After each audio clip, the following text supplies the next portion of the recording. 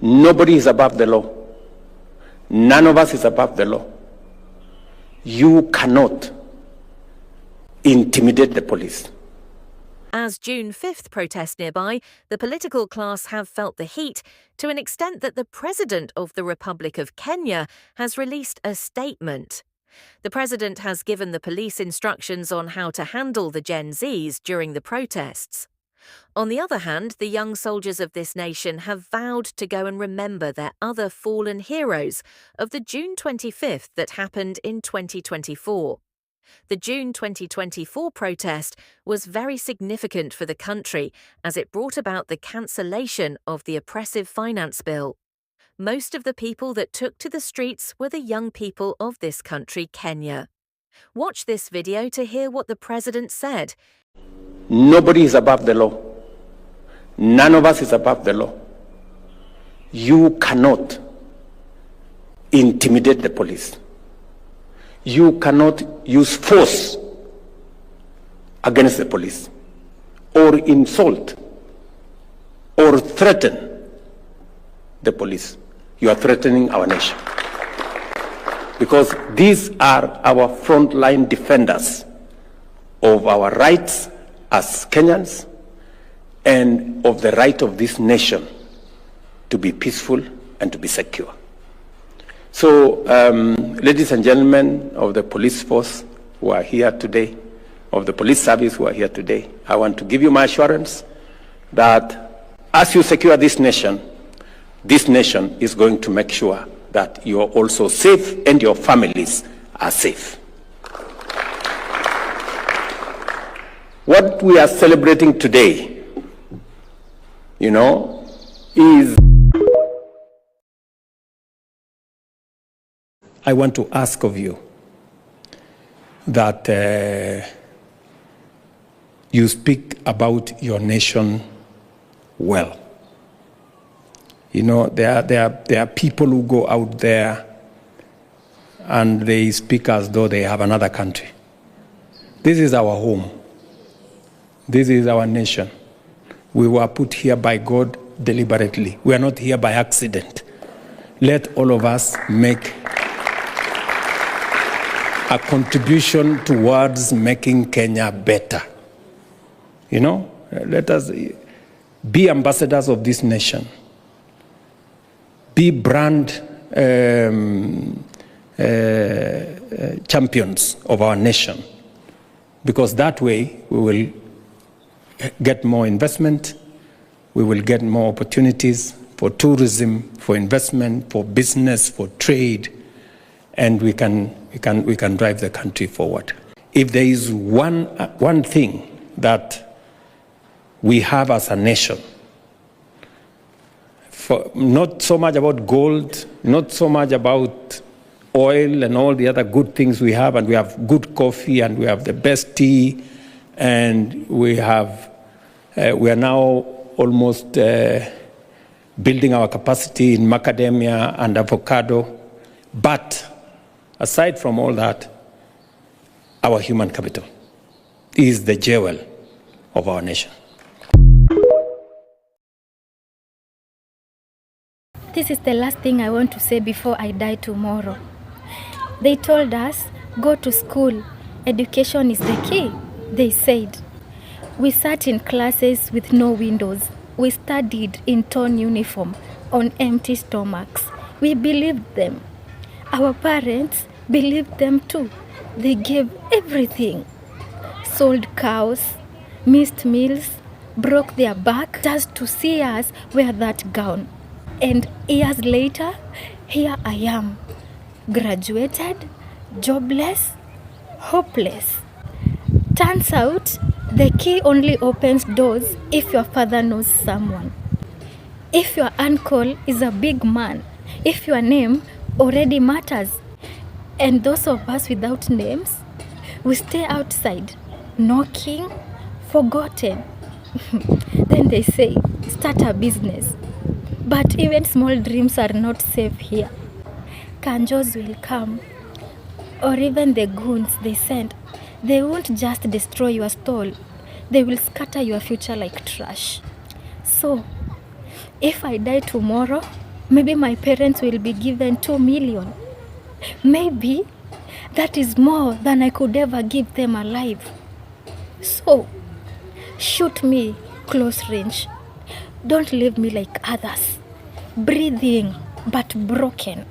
Because in this country, we were told to dream, but never warned this would kill us. This country is not safe, not for people like us. Wachiki maandamano last year, nilikuwa tu napanda mat natokea tu peke yangu nafika tu tao. Unapatana na watu wengine mnajuana, mnafanya kitu mmewapeleka huko. Jioni mnaenda home. Lakini hii anniversary ya 25th ya kukumbuka all the mashujaz. Manze, for some reason I feel like nitahitaji company. At least vijana kadhaa wa mtaa yangu. Jioni tu struggle pamoja venye tutatoka hiyo tao venye tutafika home manze. Sawa vijana nitawatoa wapi? Nitawakatia over the weekend. Manze kwenda home nila kuanga noma. Last year, ule kijana manze mwenye alinibebanga kutoka archives hadi Isli na nduthi yake. Kai, Mungu akubariki manze kwanza. Lakini mwana polisi wakisema they will offer protection, but come on guys, come on. My friends are about to tell you something about the safety cautions you should take during maandamano. You better listen na tupatane streets. Before attending, make sure umeambia beshte yako utakuwa maandamano. Secondly, charge your phone. 3, beba kitambulisho yako. And 4th, wear lightly. Vaa sportwear, unaweza kimbia. During maandamano, karada, walking groups, identify safe exits. When things escalate, first of all, document everything. Make sure you get every footage of every angle that you can. Secondly, in case of tear gas, do not rub your eyes. Use a wet cloth, either with water or vinegar. Third, in case of arrest, please make sure to ask to contact a legal representative immediately. And 4th, check in with the people that you told would come maandamano. Tupatane maandamano, stay safe.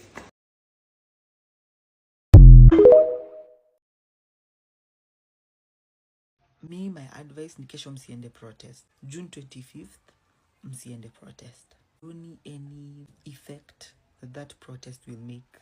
The only thing that's going to happen is some people are going to lose their lives tomorrow. You're not going to spark a revolution tomorrow. Another thing is, anthem for the past year or so has been He Must Go. He Must Go.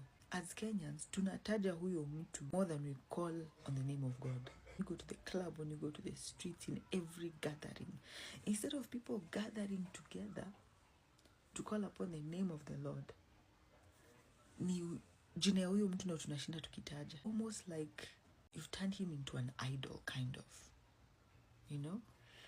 In Zephaniah chapter 3 verse 9 inasema, then I will purify the lips of my people, that all of them may call on the name of the Lord and serve him shoulder to shoulder. That should be our goal as a nation, for God to purify our lips, that we may call on his name. Mkishinda mkitaja huyo mse kila siku, kwani yeye ndio Mungu? Yani mnaona tu bila yeye hakuna kitu. Yani he's the stumbling block. God is in control. Go to the story of the walls of Jericho in Joshua chapter 6. Inasema, now the gates of Jericho were securely barred because of the Israelites. No one went out and no one came in. Vitu zilikuwa zimeshindikana. Kama venye vitu zimeshindikana kwetu zai. Vitu zinafanyika zenye hatutaki. Tunafaa tukue a certain level as a country, hatufiki hapo juu ya vitu zingine mingi zinafanyika, unaona? Then the Lord said to Joshua, see, I have delivered Jericho into your hands, along with its king and its fighting men. What does that tell us as a country? God has already given us the victory, along with its king and its fighting men. Uyo mkubwa mwenye mnaimba mazu, Mungu malizana na story yao, I say in the spiritual realm they're already defeated. That is why there's a lot of unrest on their end. Wanapanga. They already sense that spiritually maneno yao iko sawa. The next thing God did was to give Joshua instructions on what should be done in order for them to get into Jericho. What instructions have we received from God that will push us to victory? Have we even given God the chance to speak? Ama ni sisi tunena na kifua yetu? And as they were going round the city, behind them was the Ark of the Covenant, which represents the presence of God. God was backing them up as they went around the city. And it is not the Raya that were going around the city. No. It was the armed men.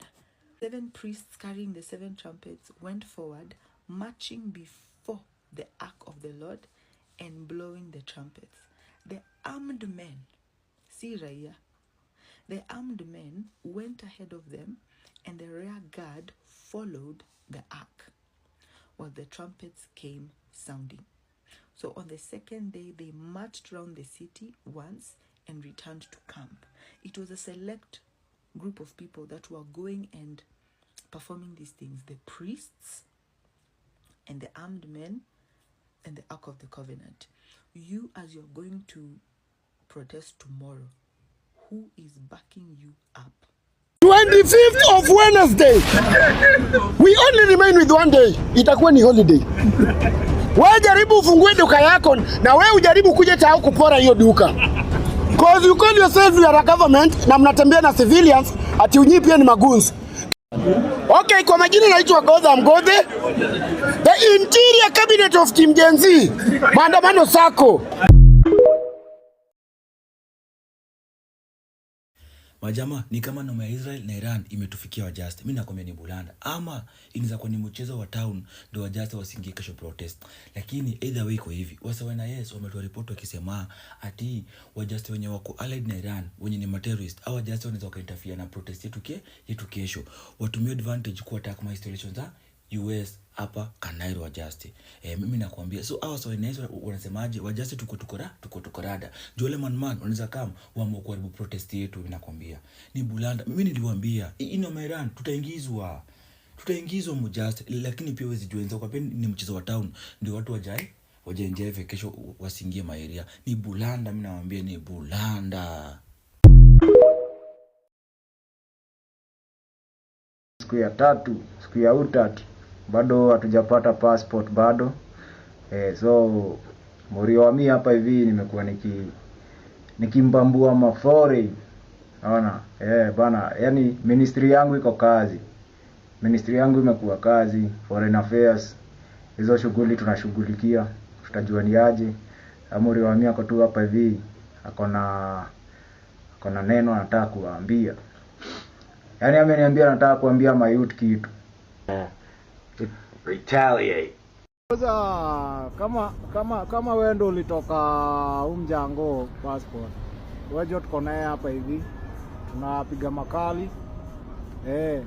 Sasa hii amepotea kwa ina foreign country sawa. Sasa mimi nishakuwa Minister of Foreign Affairs. Kwa hapa hivi tu tuna nini anajipanga kwanza ajue mahali atatoa kiroma bana. Hata sijui niweke hapo vo pay bill kwanza hadi tujue rada ni gani ama. Nyinyi majenzi msijaribu kutokea 25th. Zile mambo zimepangwa hamtaepuka. Tafadhali kila mtu akae home. Wachane na mambo ya 25th. Hivyo ndio watu wenye walishindwa na maisha yao, walishindwa kupanga maisha yao, watu waoga wanataka kutuuzia sisi uoga. Majenzi na Wakenya wote tunatokea 25th Wednesday. Si mnajua lunch lazima tukule State House. Alafu mambo ikienda vizuri sapa tunakula na akina Mordekai, akina Noah, akina Solomon huko hivi.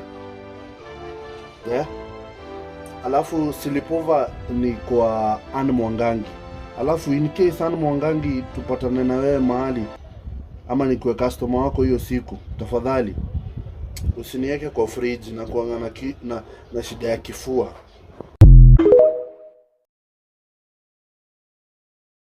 Leo nasikia wakisema ati 25th of June is a public holiday.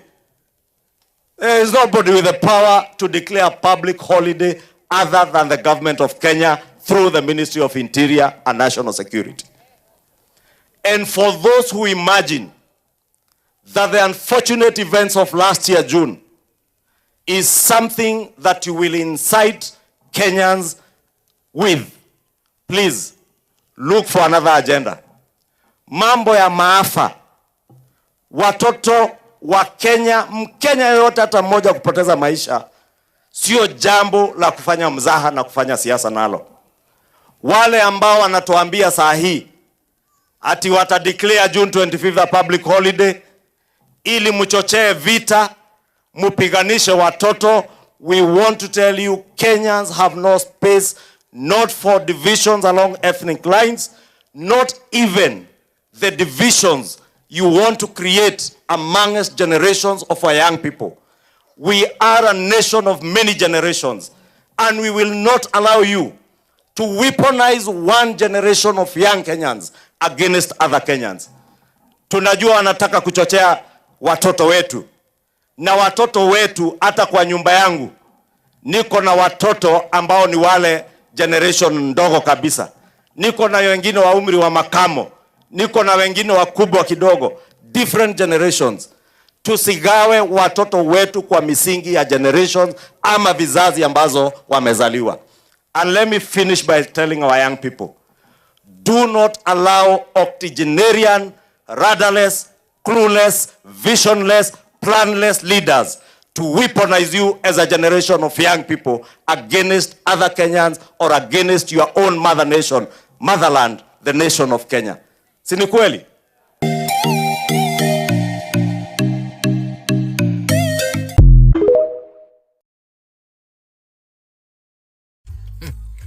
Duru ninazozipata za kuaminika ni ya kwamba the members of parliament have started, among other politicians, have started flying their children out of the country. Wameanza kupeleka watoto wao nje. Anyway, watoto wa MCA nasikia wanarushwa tu ushago in preparation of 25th. We are coming. We are coming.